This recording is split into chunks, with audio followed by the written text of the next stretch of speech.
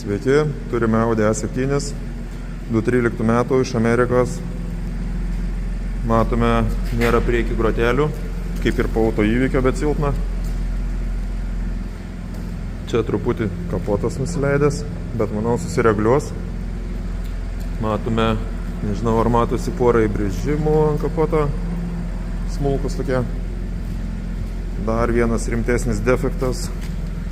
Čia yra palinkimas ir įbrėžimas ant arkos. Ir čia maža duobelė.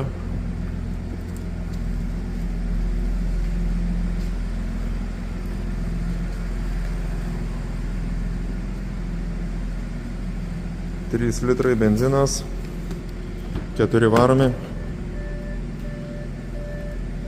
Salonas gana tvarkingas.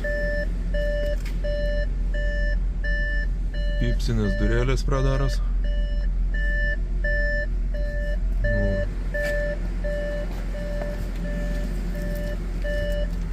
Matom du rakteliai.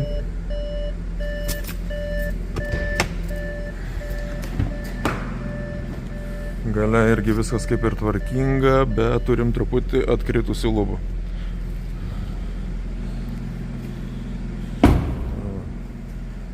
Čia mažas įbrėžimas.